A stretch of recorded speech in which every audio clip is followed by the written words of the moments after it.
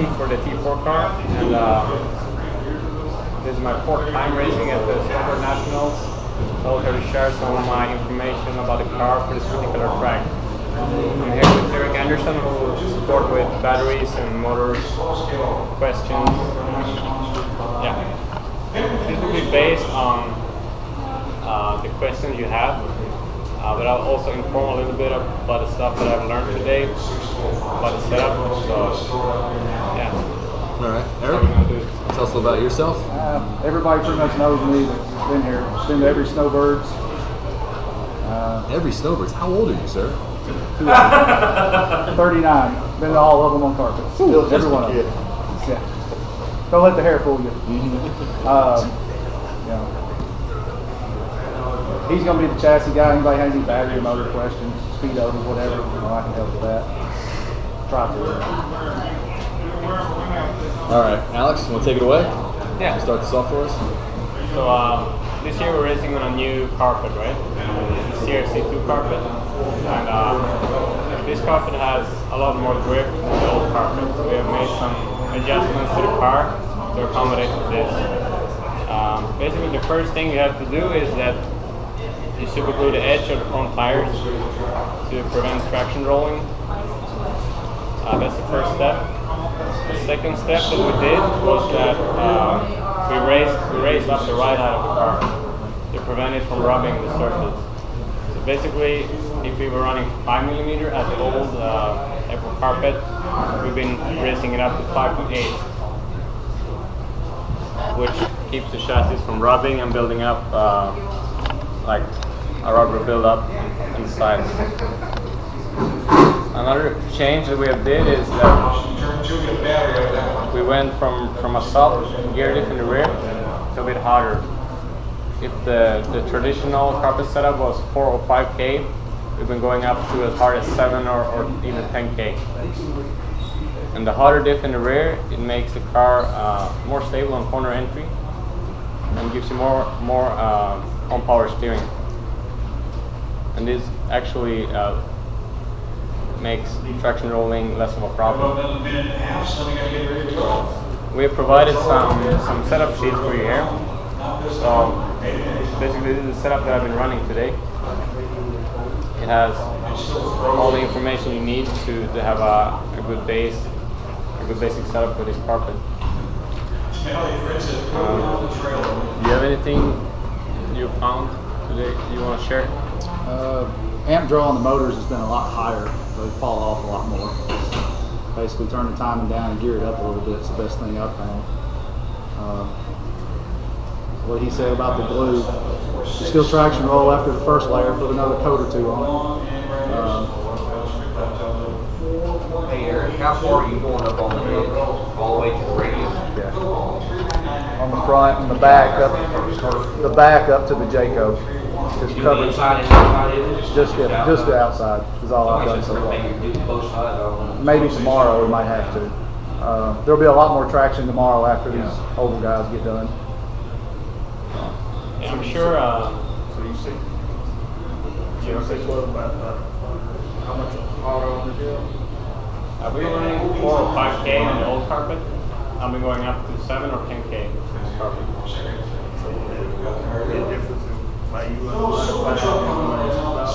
Even stock. Yeah, I have 10K in mine also in both cars. Yeah. And I'm sure most of you know that we're running the aluminum chassis plate, which keeps the CG lower and makes the car more stable. Since we have to add weight to the car anyway, you might as well use the heavier chassis to go for skipper. What I've done though is I've been going to a thinner top deck. So I'm using the 1.6 top deck, which makes up for the flex that you lose on the bottom of the chassis to make it more flexible at the top. I'm running the 1.6 top deck without the lay shaft screw. And I'm also running the optional floating steering system, which gives you more flex as well. And actually it makes the car more forgiving. So for example, if you hit a board or something, it doesn't bounce as hard, like it's more forgiving. Some other things on my car which is important to know is the graphite arms that I'm running. These are lightweight arms. They're hotter than the kit arms. They will free up the car a lot for high bike tracks. They're also a bit lighter than the kit arms. Front and rear for the harder. Front and rear, yeah. Harder arms. But I'm not running the stiffener plates. Just graphite arms. Obviously, low friction white belts, which can be good, especially in stock classes, because it will free up the drivetrain. And then, can you speak the aluminum? Is the aluminum stiffer than the graphite? It's stiffer, but Is that why you're going to the softer? yeah. But honestly, the biggest difference is the weight. The weight is the main. You lower the CG a lot by using the aluminum.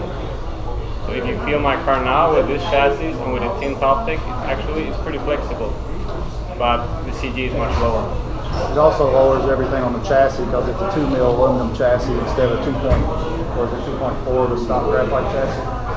The bottom of the chassis 225, pieces yeah. actually are closer to the ground Yeah. with the aluminum chassis compared to the graphite.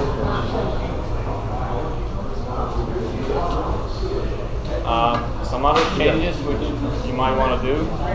I'm running a progressive front spring. Most of the time for carbon I'm running this hard progressive spring.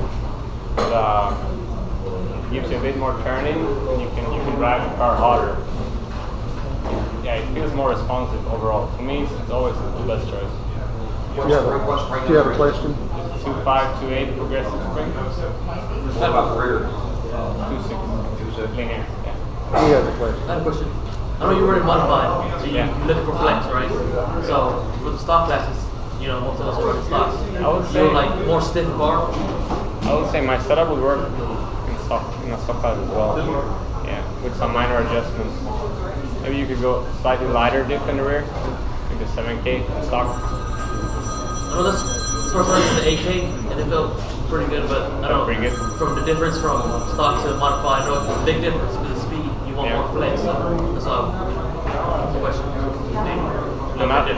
Another tip I can give is when you use a hot diff, try to warm up the diff before you run.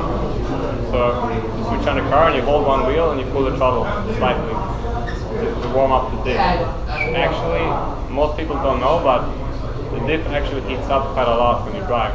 You can get up to 40 degrees. So at the start of the run, if your car is a little difficult, then it will help to warm up the diff. It made when we were practicing at our track, it was kind of cold, and it made a huge difference in the first 5 to 10 laps of the run by doing what he was talking about doing with the thick diff hole. It was quite a bit of difference. Actually, most of the time you can feel that your car is a little edgy on the first 2 laps, and this method will reduce that. I know when we ran on the old carpet up in Nashville, we were running 6-degree Seahawks. Are you finding they were going to 4-degree on this carpet, or changing Seahawks? He's European. He never runs 6-degree blocks. Never. That's an American thing. I do have 6-degree blocks on my car in stock and 13 stock. To run a spool with it, it makes it really hard to drive. So I put a gear dip in the front, and it settles it back down a little bit for my car. It settles back down with the 6-degree box. Yeah, with a gear dip. With a spool in it, it makes it a lot more edgy to drive. Does Alex run the spool? Or Yes, he has a spool yes, with 4-degree blocks. Yeah, I'm running the spool. I would say the gear dip prevents traction rolling more, but it doesn't pull as hard out of corners. So you lose a little bit forward bite when you add a diff to the front. So if you can get away with running a spool, then I think it's faster. How much have you run over ride out through your travel? Down travel? Yeah. It's very little. I mean, you can count and feel it. Yeah, I mentioned like a mil and a half. I've been reducing the cruise by half a mil on cars. So let's say if I was running 1 mil with rear and 1 mil with front, less than 1 mil with front right now. So it's basically on top. The turn is already on straight. Yeah, it's not a lot of room. When you race high, you decrease the room. Yeah.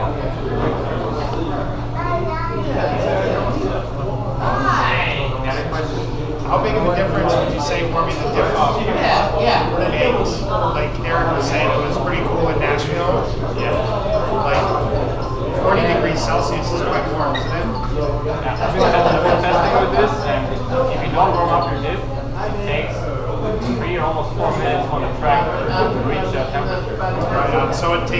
trying to reach finishing temp.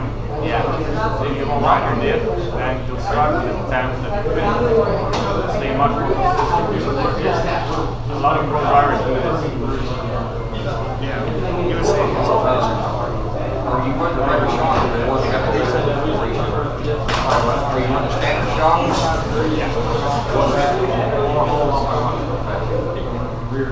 What shock? Okay, I'm at 425.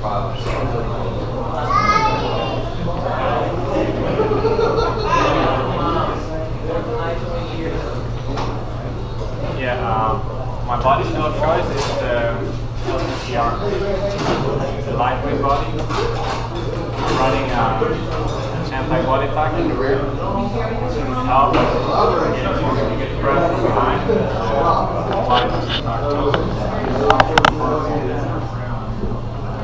As you can see, I've been mounting my body forward.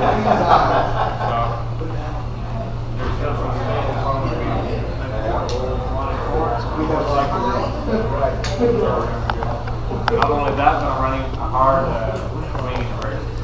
Give you more downforce. Can you speak to like body height in the front? Because I see a lot of people when they're running their sedan, they don't get their body up high enough. And anytime I hear a body scrape or chatter, That's what I was going to say. One thing to do when you move your body forward, it moves it so far away from the bumper. So you add foam to the body or on the bumper to keep the body from holding down. Because they're so lightweight, if you going down the track as well, you can actually run your body a lot lower if you put foam where it supports the nose of the body. You can actually run the front lower without it touching the chassis, the ground, the track. It helps a whole lot. Basically, I mount my body as low as I can, as low as the rules allow, and then I cut all the lips around it so it doesn't touch the top. I see that mistake, I think, a lot, where the body is always, they don't necessarily hear it from the stand, but you can always hear it marshalling, and it's got to be upsetting their. It's usually not from being where the body's too low, it's just where there's no support because it doesn't touch the foam.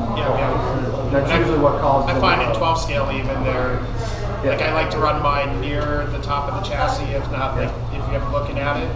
I find a lot of people running bottom of the chassis level, and that's where it gets them into a lot of. His 12 scale car, he actually took a wing and made a brace across the nose so he could run the front of the 12 scale mod car lower at our track because he had some bumps. And he was hitting it and he was actually flipping over from the bumps. I would like to look at his 12 just to get an idea. Yeah, actually, the height of the body is pretty critical. For example, if you run a bit of a rake, that will make the rear much more stable because the wing is angled like this, right? So we'll try to mount the body so it's completely straight, like not angled in any direction. No angle? For example, if you're looking for more rear grip, you can mount it a little bit higher in the rear. You prefer neutral though, or? Yeah. Another thing on the lightweight bodies, a lot of people, especially newer people, are afraid to run them because they think they'll break easier. They actually flex and they crack less because they're lighter and they're more flexible. So don't be afraid to buy a lightweight body because it's a huge difference on the track. Huge difference. Just pay attention to the bracing in the front. I mean, it's taking 20 grams of weight off the high part of the track. That's all. That's what that's 3/4 of an ounce. That's 16 And they actually last longer. Yeah.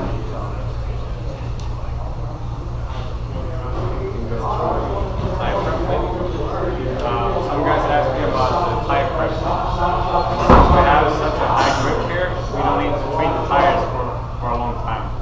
5 minutes